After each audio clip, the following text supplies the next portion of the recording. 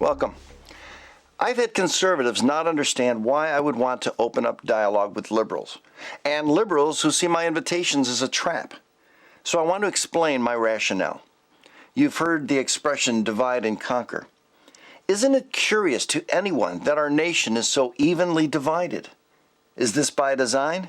If so, I don't want to play the game. Is the U.S. government really in control? Are they dictated to and even manipulated for some hidden agenda? Now, I've never been prone to conspiratorial illusions. Nevertheless, to ignore ironic, even causative events that shape our world and policies is worthy of consideration. If a group were interested in ruling the world, would they act in the forefront of public scrutiny or act behind the scenes, unfettered and beyond reproach? We've all heard phrases like, control the purse strings and control everything. Money makes the world go round. Money is power. So I want to take you for a walk through history, studying a variety of powerful people who have come together for reasons more than tea and crumpets. However, please research these groups yourself and come to your own conclusions, because I offer no conclusions. In 1913, the Federal Reserve Act was passed, creating an agency that controls, prints, and loans money to the U.S. government, with interest, mind you. Its singular purpose is to create debt. Debt equals slavery. The Council on Foreign Relations, the CFR, was founded in 1931, and at the outset, founding member Elihu Root said the group's mission should be to guide American public opinion. Like progressive and conservative thought? They are also known as the Power Elite, a group of men shaping events from invulnerable positions behind the scenes. Anyone for a game of Risk?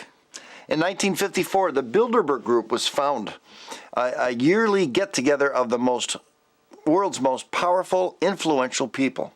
Some, like the John Birch Society and radio host Alex Jones, believe their goal is the dissolution of American sovereignty by developing a Euro-like union combining Canada, America, and Mexico. It did happen in Europe. In 1973, David Rockefeller organized the Trilateral Commission. The Group of Rome issued a report entitled The Regionalized and Adaptive Model of the Global World System. In November of 1977, Craig S. Carpel wrote an article called Cartergate, The Death of Democracy.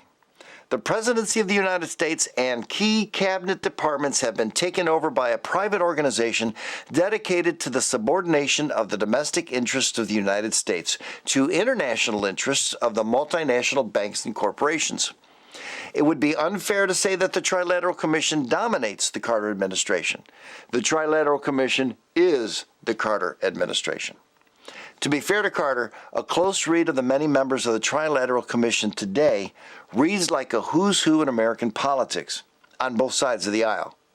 In 1995, the World Trade Organization was formed by the UN.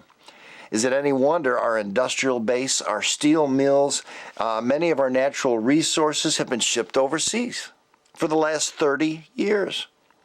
In 2002, the FDA approved the VeriChip microchip implant.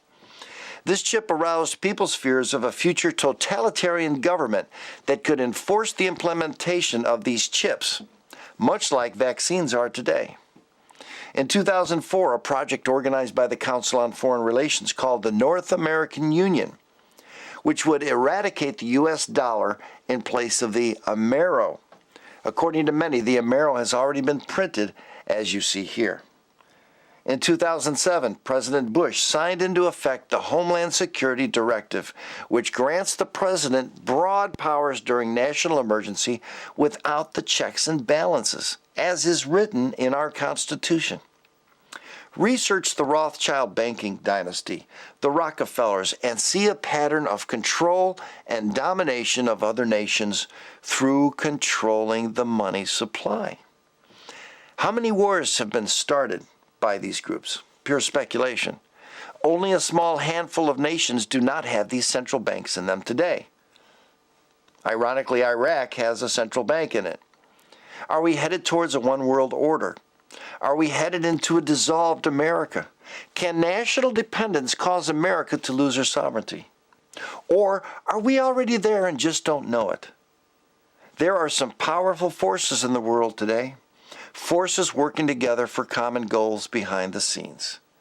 So we can debate till we are all blue in the face while some stand by and gleefully acknowledge their success in making us take our eyes off the ball.